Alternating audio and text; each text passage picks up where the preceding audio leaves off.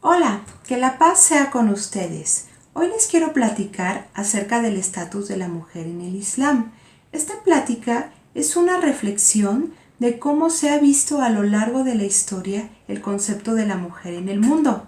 Mucho se piensa que en el Islam no se eleva el estatus de la mujer y la oprime. Por lo tanto, es posible que esta plática les cause curiosidad para los que no son musulmanes. Pero entonces, ¿cuál es la posición o el estatus de la mujer musulmana? ¿Cómo es que se le considera en la sociedad? ¿Acaso la mujer en una cultura es elevada y en la otra es oprimida?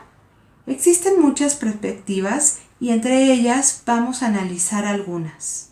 ¿Qué les parece? Empecemos por el pensamiento occidental secular. La perspectiva occidental presenta que la mujer es elevada solamente en Occidente y que ellas han ido obteniendo más derechos conforme ha ido pasando el tiempo. Pero aún se está en esa lucha por tener más derechos para las mujeres.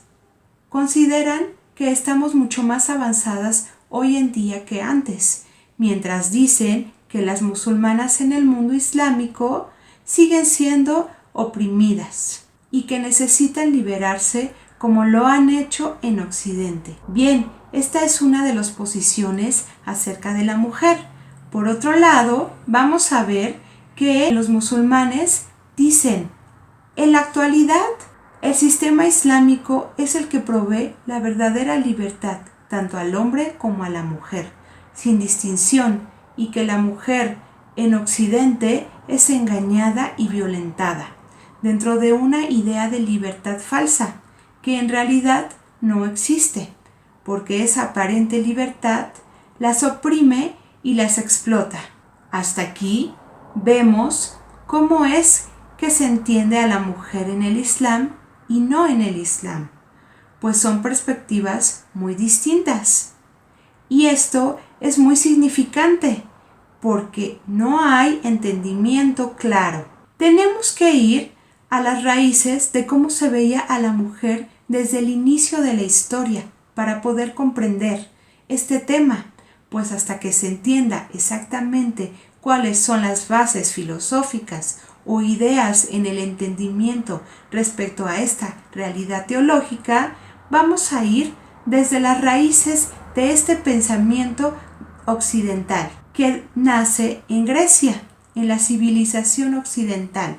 Para comparar el contraste entre las perspectivas, sabemos la tradición occidental se considera a sí misma como los herederos intelectuales de la tradición griega, que existieron antes de los profetas, como Jesús, que la paz sea con él. Y es por ello que muchas tradiciones intelectuales de Occidente están de acuerdo con las escrituras de los primeros filósofos griegos, como Aristóteles, Platón y entre otros. Pero ¿cómo es que ellos miraban a la mujer? ¿Cuáles eran las ideas que Aristóteles y Platón tenían acerca de la mujer?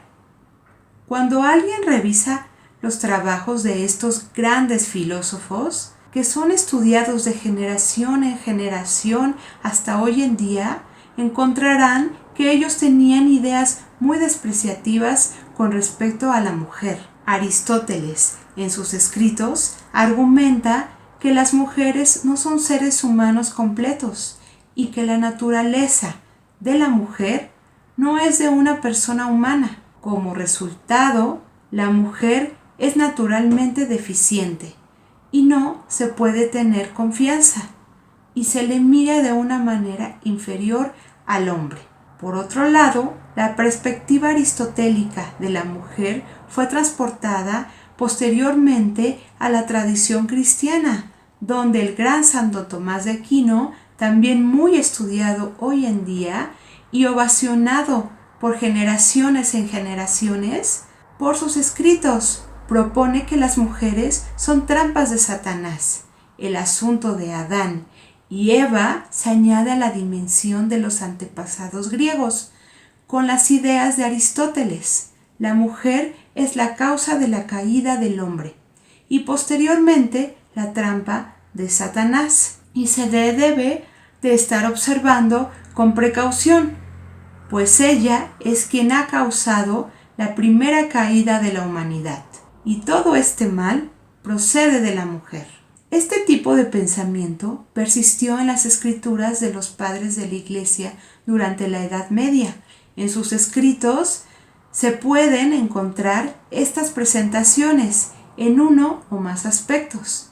Sin embargo, después de la Reforma Protestante Europea, Occidente decidió separarse de las restricciones y sus nuevas ideas fueron nombradas como el siglo de las luces.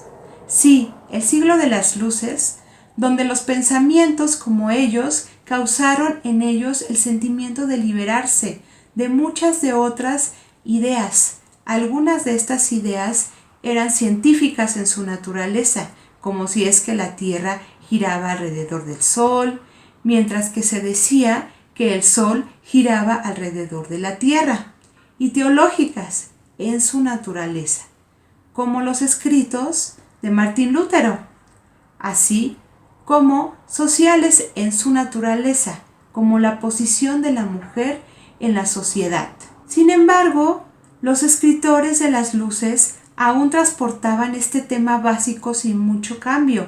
Las mujeres no eran seres humanos completos. Después vino la Revolución Francesa y los escritores grandiosos que hoy en día aún estudiamos en la Revolución, como Rousseau y Voltaire, entre otros, veían a la mujer como una carga de la que se necesitaban hacerse cargo.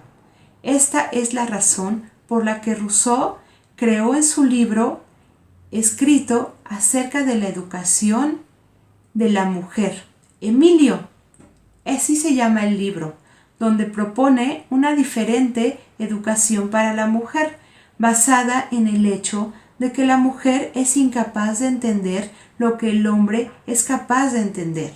Esta tradición es heredada por Occidente y posteriormente podemos encontrar que en los años 1800 aparecieron los primeros escritos por la mujer y algunos hombres llamaban a cambiar esas ideas. Y con esto tenemos los orígenes de los primeros movimientos femeninos. Uno de los primeros libros escritos fue Vindicación de los Derechos de la Mujer por Mary Wollstonecraft, que apareció en los años 1800. Al fin, después, la tradición de la mujer recibiera ciertos derechos llegó, por fin. Los primeros de ellos eran derechos básicos, legales, porque la mujer en los años 1800 no eran capaces de tener su propia propiedad ni disponer de sus propios bienes, como lo hacían los hombres. Es bien sabido que las primeras leyes que permitían que la mujer fuera dueña de su propiedad en Estados Unidos y en Europa aparecieron solamente hasta las últimas décadas de los años 1800. Después llegó la Revolución Industrial. La Revolución Industrial causó otros ímpetus, otra búsqueda para este movimiento feminista recién naciente, donde las mujeres en la Revolución Industrial, especialmente en Inglaterra, eran forzadas a trabajar durante muchas horas en las minas de carbón. Por esos días no recibían un sueldo que se comparara con el de los hombres. Qué extraño, ¿verdad? Por lo tanto, el primer llamado de este movimiento era que la gente que trabajara en el mismo número de horas recibiera el mismo sueldo. Y esa fue la lucha. Después, lo que vino fue la Segunda Guerra Mundial, donde muchos hombres murieron y las mujeres nuevamente se vieron en necesidad de salir a trabajar y sacar adelante a sus hijos. Nuevamente cada vez más se necesitaba la mano de obra de las mujeres para la economía de la sociedad. Posteriormente, algo que ocurrió en el siglo pasado que rompió con el entendimiento de la tradición occidental es la llegada del movimiento feminista, aparecido después de la Segunda Guerra Mundial, un nuevo movimiento que llamaba a la emancipación, libertad al subordinar a la mujer no solo en términos de derechos legales, sino también pedía nuevas ideas morales en la sociedad y llamaba a la libertad sexual de igual manera que el hombre se enfrentaba básicamente a los problemas causados por la institución del matrimonio. Las ideas de la familia y demás, mucha gente escribió respecto a esta necesidad de quebrar esto y darle paso a nuevas ideas en la sociedad. Finalmente, en estos tiempos prevalece el argumento de que Occidente se discute acerca de géneros, no de sexos. Esa idea fue expresada recientemente en el libro llamado La Era de los Extremos. El autor discute acerca de la idea de que no hay diferencia entre el hombre y la mujer y que el género es solamente debido al ambiente. Por lo tanto, podemos decir que el cambio de ambiente puede hacer que el hombre tome los roles de la mujer y que la mujer tome los roles del hombre por el cambio de la educación y el clima en donde viven.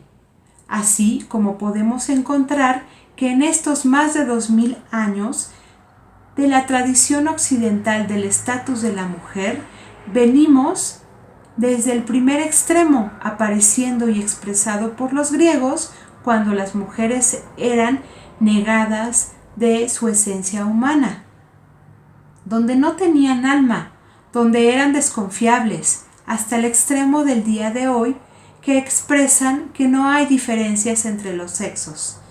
Y esto es por el género, clima y ambiente, donde todas tienen los mismos derechos a trabajar por igual, aún con las diferencias biológicas. Esto es, por supuesto, un brevísimo sumario de esta perspectiva del mundo. Ahora vamos a ver cómo el Islam considera a la mujer, cómo es vista la mujer en el Islam, cuál es la forma en la que se le ve desde el exterior. ¿Acaso los musulmanes creen lo mismo que los tempranos escritores griegos, que la mujer no es un ser humano completo? ¿Acaso sienten que las mujeres son trampa de Satanás como Santo Tomás de Aquino?